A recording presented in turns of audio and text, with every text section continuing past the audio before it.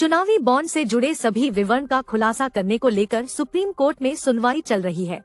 इस दौरान supreme court के मुख्य न्यायाधीश चंद्रचूड़ ने कहा कि एसबीआई को विवरण का खुलासा करने में चयनात्मक नहीं होना चाहिए। हम चाहते हैं कि चुनावी बॉन्ड से जुड़ी सारी जानकारी सार्वजनिक की जाए, जो भी एसबीआई के पास है। सुनवाई के दौरान सुप्रीम कोर्ट ने कहा कि हमने एसबीआई से सभी विवरण का खुलासा करने को कहा था और इसमें चुनावी बॉन्ड नंबर भी शामिल थे। एसबीआई चुनावी बॉन्ड से जुड़ी पूरी जानकारी दे। सुप्रीम कोर्ट ने सख्त लहजे में कहा कि जो भी जानकारी है सबका खुलासा किया जाए। सीबीआई हमारे आदेश का पालन करे।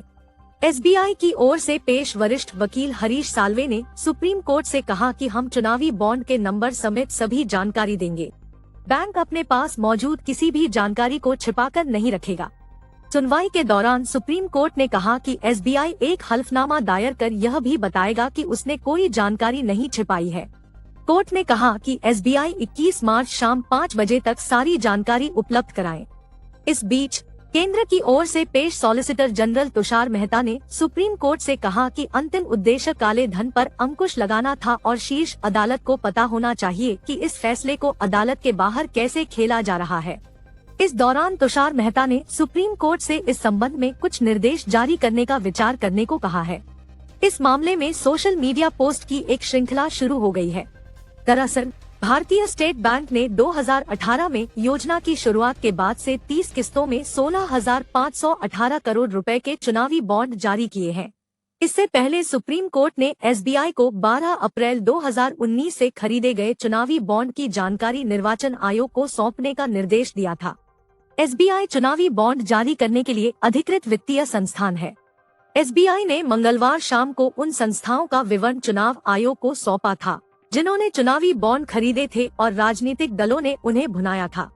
शीर्ष अदालत के आदेश के मुताबिक निर्वाचन आयोग को 15 मार्च शाम 5 बजे तक बैंक द्वारा साझा की गई जानकारी अपनी आधिकारिक वेबसाइट पर प्रकाशित करनी थी।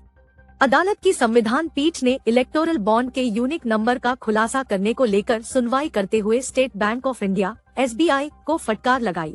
चीफ जस्टिस डीवाई चंद्रचूड़ ने कहा कि एसबीआई को हर जरूरी जानकारी देनी होगी। इस पर एसबीआई ने कहा कि उसे बदनाम किया जा रहा है। चीफ जस्टिस चंद्रचूड़ ने कहा कि आप हर बात के लिए हमारे आदेश का इंतजार नहीं कर सकते कि कोर्ट जो कहेगा वही हम करेंगे। आपको आदेश समझना चाहिए था। इस पर हरीश साल्वे ने कहा कि एसबीआई के बारे में गलत छवि बनाई जा रही है। हम साफ करना चाहते हैं कि आदेश में क्या लिखा था। हमने समझा कि बॉन्ड की तारीख, बॉन्ड खरीदने वाले का नाम, राशि और कैश करवाने वाले का ब्यौरा देने के लिए कहा गया है। सुनवाई के दौरान साल्वे ने कहा कि चूंकि राजनीतिक पार्टियों को चुनाव आयोग को बताना था कि उन्हें किसने कितना चंदा दिया और यह जानकारी सील लिफाफे में कोर्ट को भी दी गई थी, इसलिए यह जानकारी सामने आ ही जानी थी। उन्होंने कहा कि अगर बॉन्ड नंबर देना है तो हम दे ही देंगे, इसमें हमें कोई समस्या नहीं है।